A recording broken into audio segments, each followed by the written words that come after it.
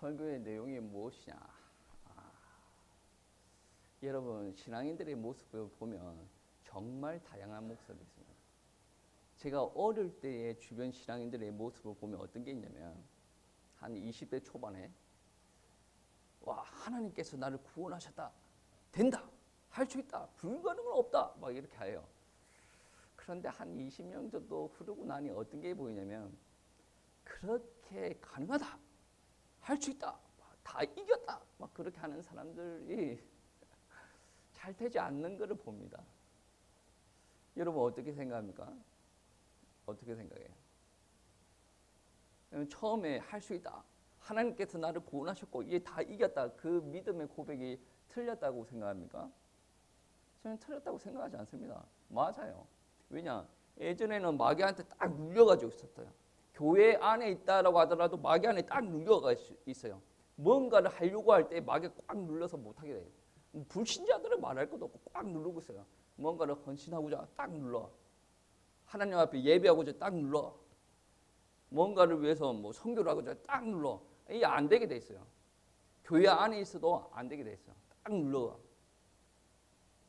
그런데 예수님을 진짜로 영접하고 나서 어떤 게 있냐면 꽉 누르고 있는 게 풀려지기 시작합니다. 오, 되네? 오, 예배가 되네? 헌신이 되네? 아니, 선교가 되네? 왜 되네가 됩니까? 내 능력이 아니에요. 하나님께서 큰 은혜를 주시는 거예요. 그래서 많은 목사님들이 이야기할 때 예배가 제일 중요하다. 예배 성공하지 못하면 아무것도 할 수가 없다라고 이야기하는 게 그거예요. 되네? 라고 이야기하는 거죠. 그러니까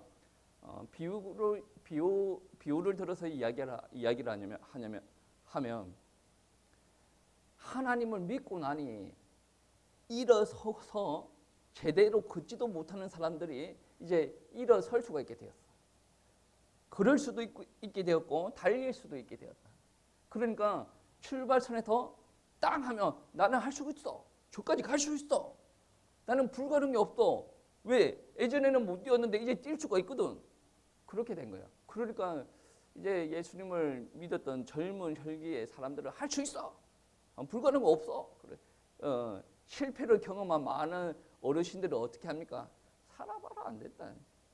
그거는 무슨 의미입니까? 자기 경험이죠. 살아봐도 안 됩니다. 안 돼요.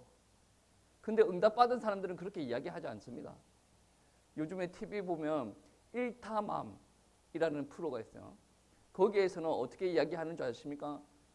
이러한 문제 있을 때 자녀한테 이렇게 접근하고 저러한 문제 있을 때 그렇게 접근하고 이렇게 하니까 결과물이 나오더라.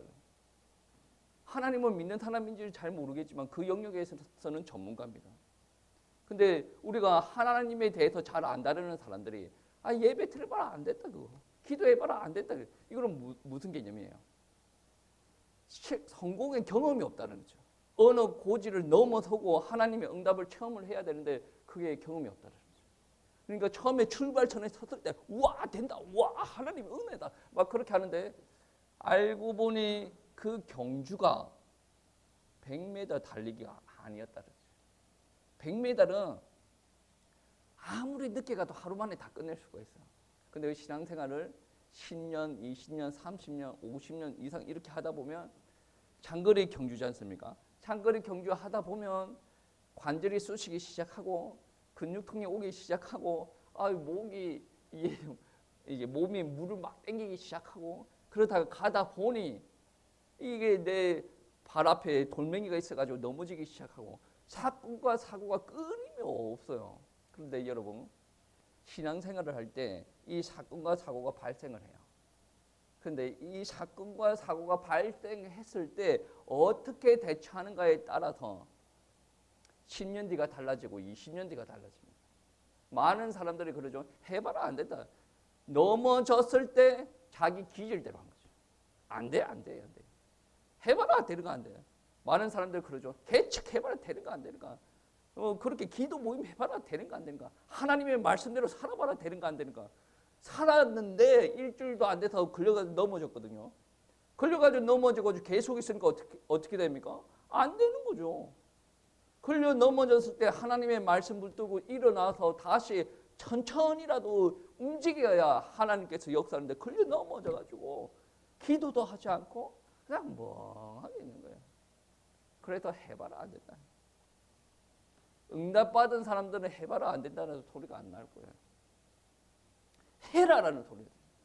바울은 성경 말씀 보시면 하라라고 기도합니다. 성경 바울의 이제 서신서나 이런 거를 보면 계속 하라. 그렇게 살아라. 왜 살아보니까 능력이 드러나거든. 근데 바울도 그러한 이야기를 합니다. 바울도 이제 성경책을 보면 오늘 말씀이 그랬죠. 자기는 얻지 못했다는 거죠. 그러니까 자기가 처음 생각하는 것이 있는데 거기에 목표 달성을 못했다는 거죠. 오늘 본문 말씀해 보시면. 그리고 완전한 사람이 되지 못하였다. 영적으로 성숙된 사람이 되지 못하였다라고 이야기를 합니다. 그리고 붙들지 못하였다라고 합니다. 자기가 목표한 지점에 도달하지 못하였다라고 이야기를 하죠. 왜 그러냐면 신앙생활은 내가 있는 지금 이 시점이 완성이 아니에요. 과정이지. 천국으로 가는 과정. 하나님께서 원하시는 모습으로 내가 성화되어 가는 과정입니다. 그래서 나는 지금 잘하고 있어. 이 말이 자기 시간표로 봤을 때 자기가 최선의 노력을 다하고 있을지는 모르겠지만 하나님께서 원하시는 마지막의 모습은 아니란 말이에요. 그래서 나는 잘하고 있어. 이거는 엄청나게 무서운 말이에요. 바울도 얻지도 못하였다. 완전한 사람이 되지도 못하였다. 그렇죠. 12절 말씀해 보시면 내가 이미 얻었다 함도 아니요 온전히 이루었다 함도 아니라 오직 내가 그리스도 예수께 잡힌 바 된 그것을 잡으려고 달려간다 라고 이야기하지 않습니까? 바울한테도 결함이 좀 있었어요. 여러분 다 아시겠지만 사도행전 16장 말씀에 오시면 어떠한 말씀이 나오냐면 바나바와 바울이 싸우는 장면이 나와요. 왜 싸우냐면 이전 선교 여행에서 마가가 이제 선교 여행하다가 어려움이 생기니까 그 자리를 피해버려요. 같이 있어줘야 이 선교팀이 끈끈해지고 하나님의 사역들을 잘할 수가 있는데 이 바울이 중간에 날라버려요. 마가가. 그래서 바울은 다음 선교 여행 때 우리가 준비하는 이 다음 선교 여행 때 마가를 빼십시다라고 이야기하고 바나바는 그래도 마가 지금은 어리지 않습니까? 같이 데리고 가십시다라고 이야기를 하는 거죠. 이 문제 때문에 엄청나게 싸워요. 엄청나게 싸우고 나서 이 둘이 이제 갈라져서 선교 여행을 합니다. 참 안타깝죠. 안디옥에서 성령 충만한 사람들을 세워가지고 처음 보낼 때 이 둘이 딱 보냈는데 나중에 싸워서 갈라진 거예요. 근데 성경 말씀을 보시면 그 이후에 바울은 이제 선교 여행을 하면서 귀한 응답들을 받았어요. 근데 바나바가 완전히 틀렸다고 할 수가 없어요. 나중에 이 마가가 성숙하여서 또 바울과 함께 귀한 사역을 이루어가는 모습들이 있거든요. 어떻게 보면 바울은 좀 목적 지향적인 이 기질이 좀 강해요. 하나님의 사람이 아니다라는 거죠. 사랑이 없다라는 개념이 아니라 목적 지향적인 기질이 강해. 딱 했으면 나가야 돼. 근데 그게 맞거든. 하나님의 지금 시간표가 그랬으면 그 사람을 들어 쓰는 겁니다. 바나바가 잘못됐습니까? 바나바는 그거예요. 조금 늦게 가더라도 뒤처진 이 연약한 사람과 같이 가야 된다. 같이 세워나가야 된다. 이런 개념입니다. 조금 더 푸근한 느낌이에요. 그래서 누가 더 좋고 나쁘고 이렇게 이야기하기는 그렇고 그 시간표에 따라 하나님께서 더 귀하게 쓰시는 사람이 있다는 거죠. 근데 분명한 것은 굳이 그게 싸울 일이었는가? 우리는 한번 의문을 제시를 해봐야 됩니다. 이 싸우고 우리가 그렇게 가십시다라고 이야기한 게 뭡니까? 둘 다 너무 강경했어요. 바울도 너무 강경했단 말이에요. 근데 이게 바울의 기질이었습니다. 이 기질 가지고 하나님께서 귀하게 사용하시기는 하는데 바울이 좀 이게 그게 좀 안타까운 부분이에요. 여러분 사도행전 23장 말씀해 보시면 어땠냐면 대제사장과 그 유대 백성들이 있는 데서 바울이 어떻게 이야기하냐면 나는 양심에 따라서 하나님을 섬겼습니다라고 얘기해요. 지금 바울이 어떤 행동을 하고 다니는 거 알죠? 예수 그리스도를 전하고 다닙니다. 그러니까 양심에 따라서 그 행동들이 양심에 따라 하나님을 섬기는 겁니다. 그러한 이야기입니다. 그때 대제사장이 어떻게 이야기하냐면 저 바울의 입을 쳐라라고 합니다. 주변 백성들이 쳐야 되겠다 막 달려들려고 하는데 이 바울이 어떻게 이야기하냐면 이 회칠한 자여 하나님께서 너희를 칠 것이다 라고 이야기합니다. 틀린 말은 아니죠. 여러분 바울이 대제사장 보고 회칠한 자여 하나님께서 너를 칠 것이다. 이게 틀린 말은 아니고 맞는 말이에요. 그런데 여러분 회칠한 자여라는 말은 무슨 말이냐면 겉만 화려하고 속은 썩었다라는 말이에요. 하나님께서 너를 칠 것이다. 근데 이 말이 주변 사람들한테 전혀 덕이 안 됩니다. 그 말을 들었던 주변 사람들 어떻게 반응하는 줄 아십니까? 바울을 더 죽이려고 합니다. 네가 하나님의 종을 모욕한다. 우리도 그렇죠. 하나님의 말씀은 그래요. 나는 그것대로 이야기하고 다녀. 근데 그 말을 듣고 주변 사람의 상처를 받는 거예요. 삶의 지혜가 있어야 됩니다. 저도 바울을 엄청나게 존경합니다. 바울은 그래도 신은 아닙니다. 여러분, 바울이 했던 실수를 인정을 해야 더 성숙한 그리스도인이 될 수가 있어요. 우리도 마찬가지고. 바울이 이렇게 이 회칠한 자여 하나님께서 니를 칠 것이다. 이 말을 그대로 외워가지고 주변 사람들한테 그러고 다녀보세요. 완전 그때부터 이단 소리 듣게 돼 있어요. 때에 따라서는 하나님의 말씀이 맞아도 참고 이야기하지 않을 필요가 있어요. 때에 따라서는 기도하고 기다릴 필요도 있고 때에 따라서는 그 말을 조금 순화를 해서 전달할 필요도 있다라는 것이죠. 여러분 신앙이 맞다라고 해서 주변 사람의 신앙을 함부로 비방하면 안 됩니다. 하면 안 돼요.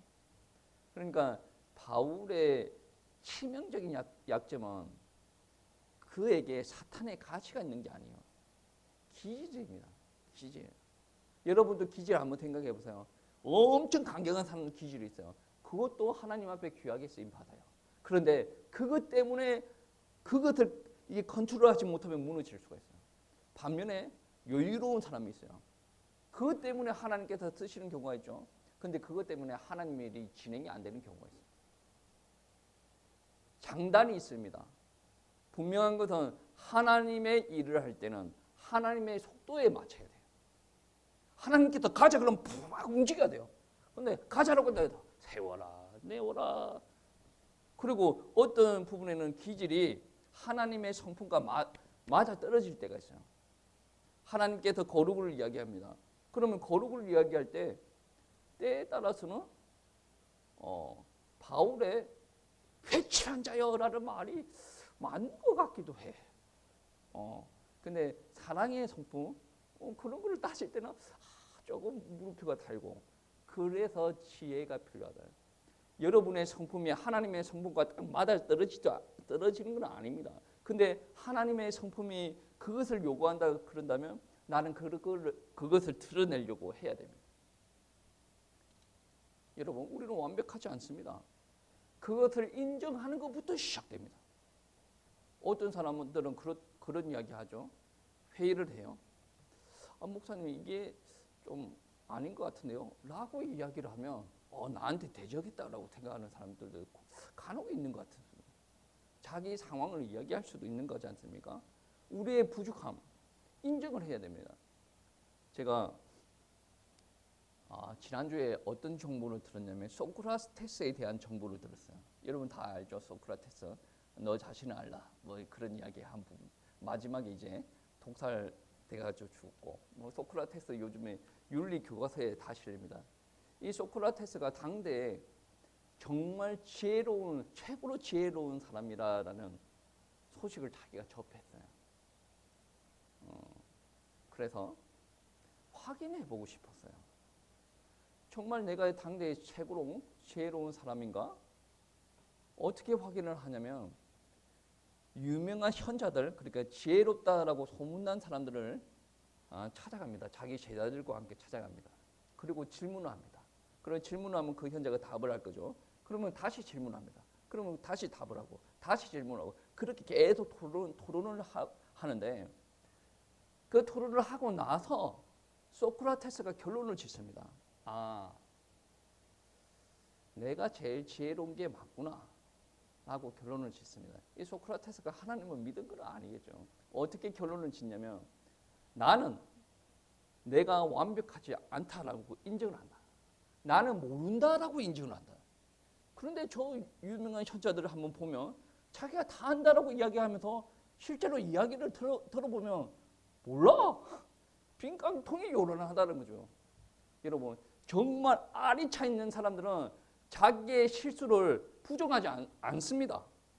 알이 차 있는 사람들은 자기 실수를 인정을 해요. 왜냐? 그게 명확하거든. 실수를 인정을 하고 가는 게 더 빨리 회복되는 길인가 압니다. 그게 바로 다윗의 모습이죠. 바세바를 범했을 때 빨리 돌아와. 인구 조사를 했을 때 빨리 돌아와. 그런 자기 잘못을 빨리 인정하는 거죠. 소크라테스도 그렇게 이야기해요. 유명한 사람들을 한번 만나보니 다 자기가 똑똑하다라고 이야기하는데 나의 질문에 제대로 대답하는 사람이 없다. 그런데 내가 그들보다 더 똑똑한 이유가 뭔 줄 아냐? 그들은 자기가 잘못된 줄을 몰라. 그런데 나는 내가 어리석은 거, 내가 부족한 걸 안다. 그거예요. 신앙생활도 마찬가지예요. 신앙생활 보면 경기 출발선에 막 서가지고 할 수 있어, 할 수 있어. 나는 능력이 충분해. 하나님께서 하시면 나는 얼마든지 불가능한 거 없어. 그게 틀린 말은 아니지. 틀린 말은 아닌데 신앙의 경주를 진행하다 보면 본인이 부족한 것을 느낍니다. 시작이 어땠습니까? 하나님의 능력이 임했으니 그러한 고백이 나왔죠. 경기 중에 힘들어서 넘어졌어요. 그때 하나님을 붙들고 일어서는 자만이 나아갈 수가 있는 거예요. 그게 어디에서 나오는 거냐면 내가 부족하다라는 것을 인정을 하는 사람이에요. 사람들이 이상해요. 내가 잘못했어요. 내가 부족했어요. 라고 인정하는 것이 자존심 상한다라고 착각을 하는 거죠.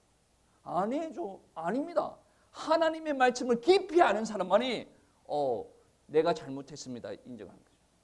이사야서 6장 말씀 보세요. 아니 이사야가 하나님 앞에 기도합니다. 그런데 그가 갑자기 나는 화로다. 나는 죄인이다. 나는 죽게 되었다. 멀쩡한 사람들이 그런 이야기를 합니다. 왜 그렇습니까?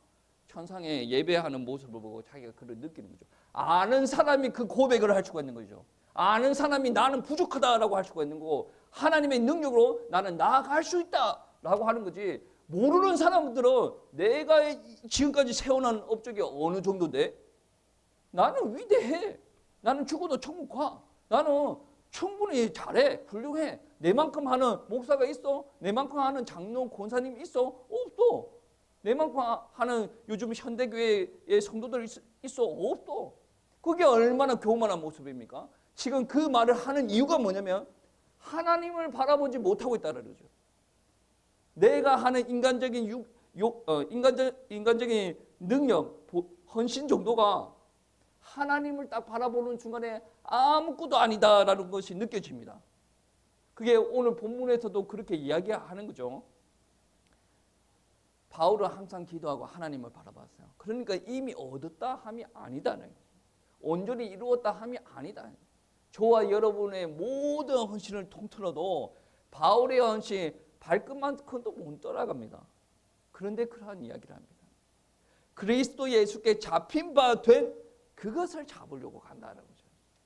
자기가 막 달려가는데 그 달려가면서 힘을 내는 것은 누구의 힘입니까?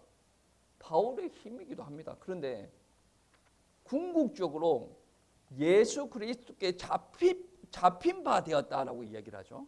그 말은 자기가 신앙생활하고 자기가 믿음에 경주할 때 열심히 뛰어갑니다. 열심히 믿는 사람은 이래야 됩니다. 열심히 뛰어가야 돼요. 세워라 내워라 언젠간 되겠지. 아니죠. 정말 믿는 사람들은 열심히 뛰어가야 돼요. 여러분 천국 상급을 봤어요. 봤는데 조금 있다가 이게 없어요. 여러분 한번 생각해 보세요. 오늘 선착순에 따라서 저 고염 복합터미널에 모이는 사람한테 선착순 1000명한테 1000만 원짜리 수표 준다라고 하면 여러분 이 시간에 예배 안 끝났는데 바로 뛰어가겠지. 보이니까 하늘도 보여야 헌신하는 거죠. 하늘이 안 보이면 내가 잘났다라고 해요. 하늘이 안 보이면 안 뛰어가요. 근데 분명히 바울은 봤습니다. 표대를 향하여 달려간다. 열심히 뛰어갑니다. 열심히 뛰어가는데 궁극적으로 그에게 힘을 공급하여 주시는 분은 누구냐면 그리스도께 잡힌 바 되었다라는 거죠. 그러니까 그리스도께 붙잡힌 바 되어서 그리스도가 공급하는 걸로 말미암아 그는 열심히 움직이지만 결국에는 주권을 가지고 이끄시는 분은 누구예요? 예수님. 바울은 인간의 입장에서는 보여지는 모습에서는 능동적인 사람이라고 보여지지만 하나님과의 관계에서는 수동적으로 움직이는 사람. 하나님께서 계속 돌리시니까 다다닥 나아가는 그런 모습이 보여지는 거죠. 우리는 이미 하나님 앞에 부르심을 받았어요. 그리고 죄의 문제가 있지만 하나님께서는 우리를 의롭다라고 이야기하신 거예요. 구원받았다라는 거죠. 그 구원받은 사람이 믿음의 경주 출발선에 섰어요. 그때부터는 하나님의 도우심을 받아 우리가 이루어가는 겁니다. 바울도 많은 흠이 있지만 이루어가는 것 안에 어떤 부분이 있냐면 하나님의 말씀에 순종하고 하나님의 일에 충성하고 그리고 그의 성품이 예수님을 닮아가는 겁니다. 여러분 이게 율법적인 말인 것 같아요. 전혀 율법적이지 않습니다. 여러분 자녀를 키워봤지 않습니까? 자녀를 가정마다 키우는데 스타일이 있어요. 누구 스타일대로 만들어가는 줄 아십니까? 부모 스타일대로 만들어가요. 저도 그거를 엄청나게 경계하는데 딱 보면 머리에 돈밖에 없는 사람들은 자녀한테 돈 소리 합니다. 머리에 뭐 대학 진학밖에 없는 사람은 계속 공부 소리 합니다. 근데 머리에 성교밖에 없는 사람들은 완전히 자식을 그렇게 만들 거예요. 제가 SNS에 여러분이 아는 조 목사님이 영상을 올렸어요. 자기 아이가 10대예요. 한국에 있어요. 그런데 얼마나 애를 그렇게 양육을 시켰던지 외국에서 영어로 와다다닥 하면서 설교를 해요. 그거는 부모가 그래서 그래요. 여러분 그거 생각을 하겠습니까? 영어로 설교하는 게 더 큽니까? 영어로 이제 수능에서 만점 받는 게 더 큽니까? 사람 생각이 다른 거예요. 여러분의 스타일대로 가정을 이끌어가지 마시기 바랍니다. 우리가 정말로 하나님 앞에 자식을 내려놓는다라는 것은 하나님께서 자식을 만들어갈 수 있도록 우리가 최고의 헌신하는 거예요. 육신적인 기준으로 해 마라 그런 게 아니라 우리가 말씀을 전하면서 이 아이들이 순종하도록 하는 거예요. 근데 이 아이들이 성숙하지 못했지 않습니까? 그러면 누구를 보고 큽니까? 부모를 보고 커요. 그럼 부모가 순종을 하고 나아가야 돼요. 그러면 자식들은 당연히 오는 겁니다. 우리 막내가 학교에서 방학 전에 시간표 그렇습니다. 동그랗게 해가지고 언제 기상 뭐 그런 거 그러면서 하는 게 뭐냐면 그거 보고 목사 딸이기는 딸이구나. 자기 전에 뭐를 넣어놨냐면 교회 가는 시간 딱 넣어놨어요. 그래 잘했다. 애한테는 이야기를 하지 않은데 그래 애 머릿속에 하루 일과 중에 교회 가는 시간이 있어야 걔가 제대로 성장하는 겁니다. 믿음의 경주, 시작부터 잘못되면 나중에 시간이 지나면 고생을 해요. 여러분 경주 뛰지 않습니까? 골격이 좀 뒤틀어졌거나 뛰는 자세가 좀 건강하지 않는 자세면 일주일 뛰지 않습니까? 바로 몸에 데미지가 와요. 그거를 누가 조정을 해줘야 돼요? 이미 뛰어본 사람들, 코치. 그러니까 믿음의 경주 뛰는 사람들은 믿음의 경주를 뛰어본 부모가 조절해야 돼요. 부모가 내몰라나 하고 있으면 어떤 일이 생긴 줄 아십니까? 내 새끼가 믿음의 경주를 뛰는데 잘못 뛰어가지고 요즘 무릎 당해가지고 한동안 못 일어난대요.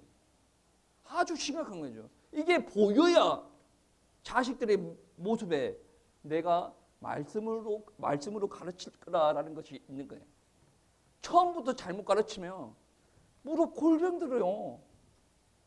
오랫동안 뛰어야 되는데 허리가 나가버리면 못 뜁니다. 그래도 한번 주저앉으면 이렇게 세우기가 그렇게 힘들죠. 하나님께서 은혜 주셔야 되는 거죠. 그거를 안다 그런다면 우리가 자식한테 함부로 이야기하겠습니까? 못해요. 정말 못합니다. 분명히 구원받은 사람이 맞다라고 한다면 믿음의 경주를 뛰어나가야 돼요. 그래서 오늘 제목이 무엇입니까? 멈추지 않는 그리스도의 걸음이라고 그랬죠. 멈추지 않아야 됩니다. 뛸 때는 빨리 뛰어야지. 너무 헉헉거리면 조금 천천히 걸어도 됩니다. 근데 문제가 무엇이냐면 지속해야 돼요. 내가 힘들다고 내팽개치고 이래버리면 변화가 없어요. 10년을 그래보세요. 변화가 없어요. 제가 예전에 이야기했죠. 콩나물을 키울 때도 물을 계속 부으면 그게 계속 자란다고 했죠. 제가 예전에도 제가 그런 설교했어요. 근데 목회를 한 15년 정도 하다 보니까 뭔 생각이 드냐면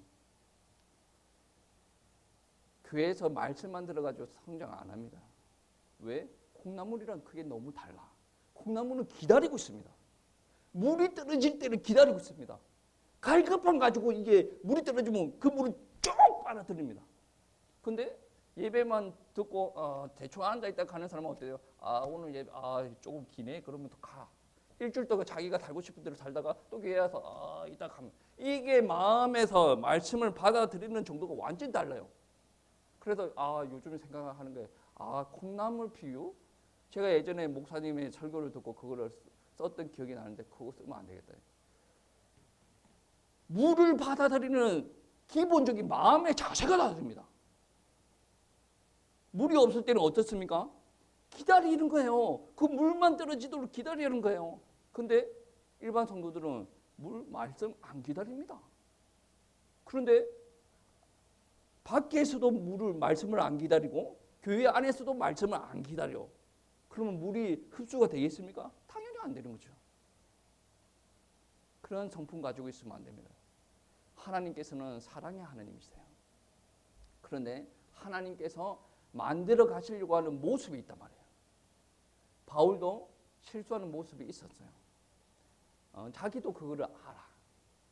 고치고 나아가면서 계속 전진하려고 했어요. 여러분 전진하셔야 됩니다. 전진하셔야 돼요.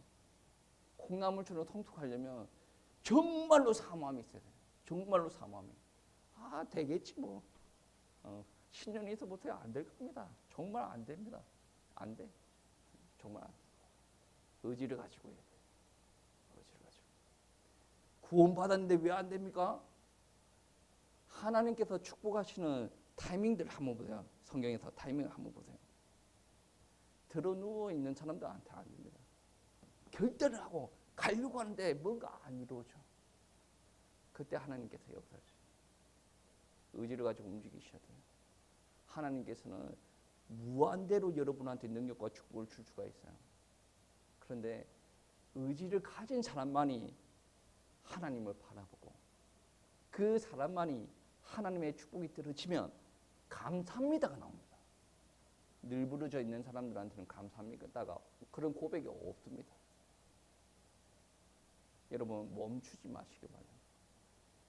더더욱더 하나님께서 원하시는 모습으로 향해서 달리시고 또 하나님께서 여러분에게 주신 사역을 향해서 달려가시기를 축복합니다.